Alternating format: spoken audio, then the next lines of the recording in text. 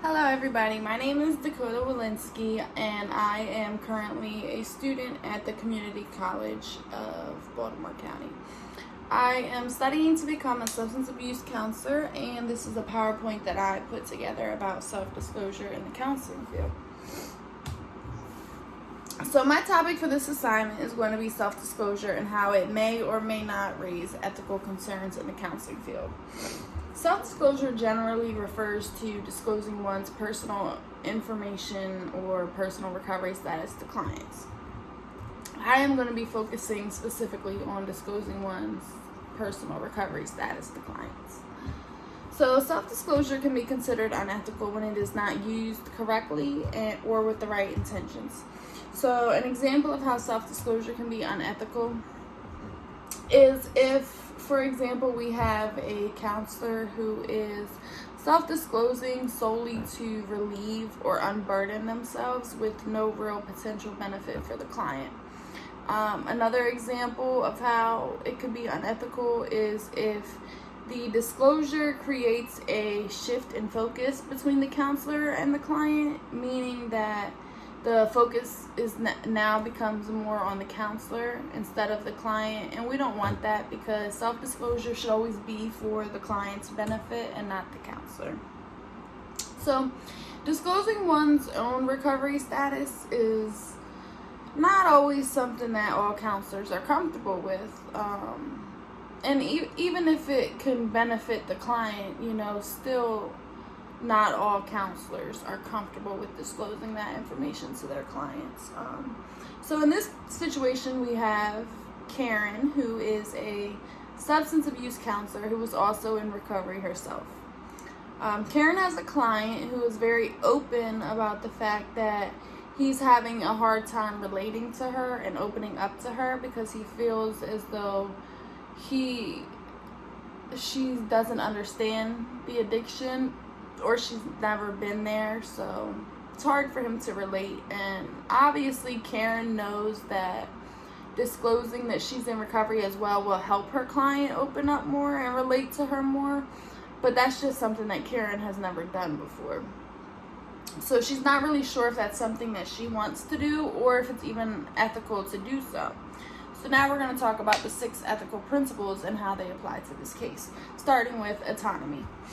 Autonomy is the freedom of the client to choose his or her own direction, and it's always important to respect the client's autonomy in any situation.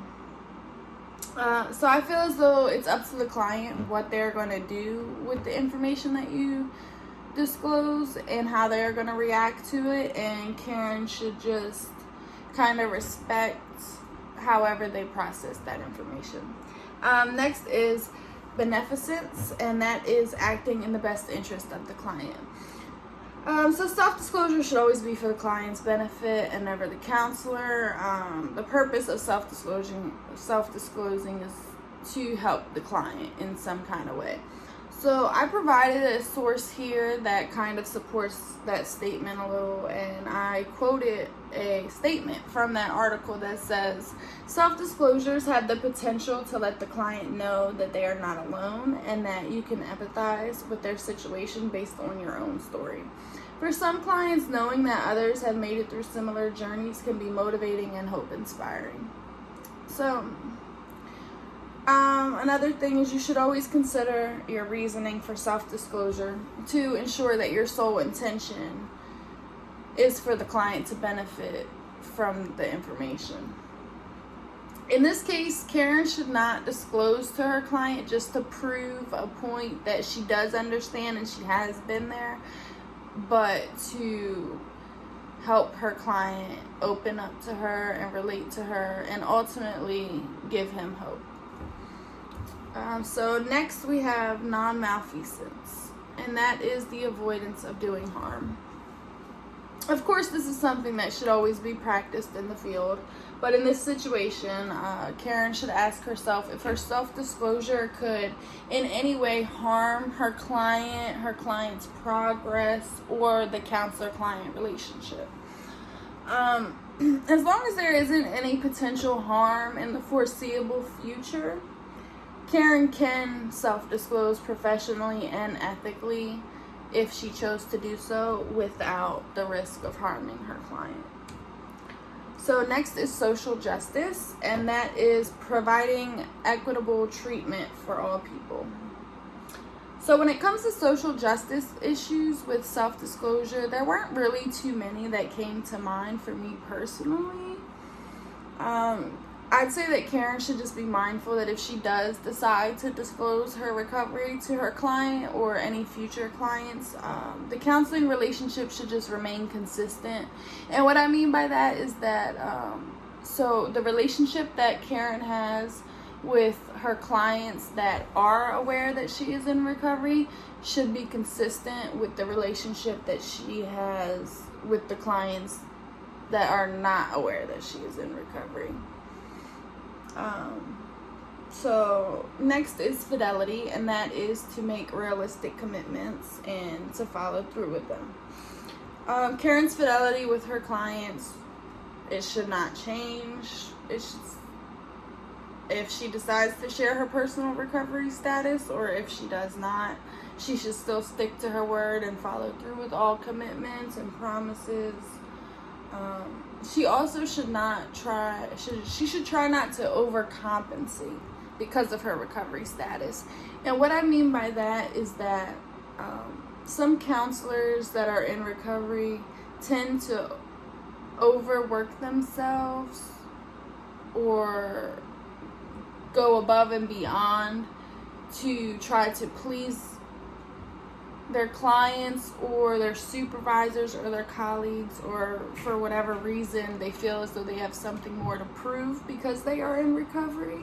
So that is what I mean by try not to overcompensate because of your recovery status. Next is veracity, and that is to be truthful and deal honestly with your clients. So this principle applies to this situation in a few ways, because some people may feel as though Karen is not dealing honestly with her clients if she's not open about her recovery status, and then of course others will feel as though it's her choice to do so or not. It is her choice to disclose or not. I personally think that it is her choice to self-disclose or not, and I think it is just important that she practices and utilizes veracity in every other aspect with her clients. So there aren't any laws against disclosing one's recovery status to clients in the counseling field, as long as you're abiding by the ACA Code of Ethics and the Code of Maryland Regulations, which I provided both of those in my PowerPoint.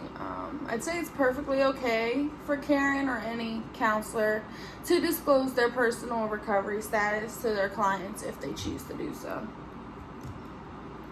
So if I were to make a recommendation for counselors in this situation in the future, I would say that there isn't just black and white. There's a lot of gray area in this situation.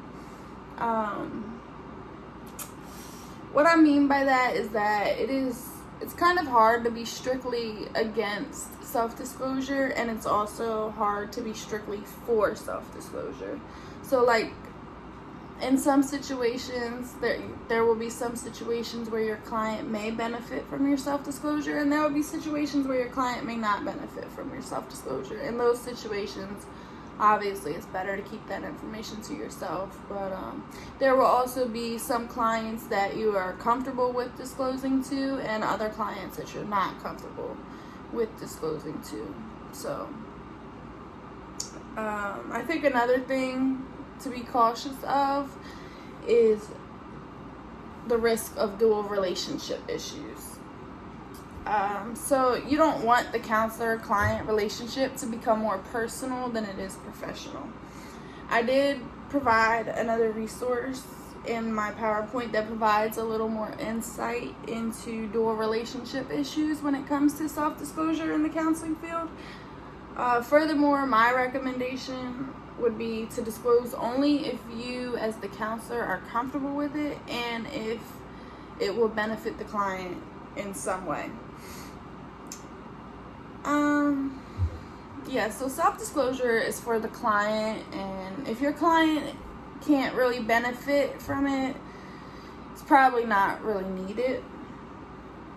So if you do decide to disclose your recovery status to your clients, I would recommend that you just make sure that you're following all state laws and following all ethical guidelines when doing so. So personally, a case like this wouldn't necessarily bring up any issues for me, and I'll tell you why. That is because I am in recovery myself, and I'm very transparent with that fact in hopes to help encourage and give other people hope. So there are definitely limits to my self-disclosure. I will tell my clients that I'm in recovery, but nothing more. I don't want to tell them what my drug of choice was, or how long I was in active addiction, or how long I've been in recovery, because I don't want to open a door or create room for any type of competition or comparison or war stories, any type of shift in focus, any of that. So my disclosure is limited to just that I am in recovery. So I also believe that timing is important when it comes to self-disclosure. Personally, I wouldn't tell clients right away that I am in recovery. I would rather establish a relationship beforehand, just so that my recovery status doesn't affect the outcome of that relationship in any way. Therefore, in my professional opinion, I do feel as though my self-disclosure can benefit my clients and promote the formation of healthy relationships. My personal recovery plays a significant role in why I chose to become a substance abuse counselor. And I hope that by sharing my story, I can help motivate and inspire others like me. So that is why I disclose my recovery status to my clients. And that's about all. Thank you guys.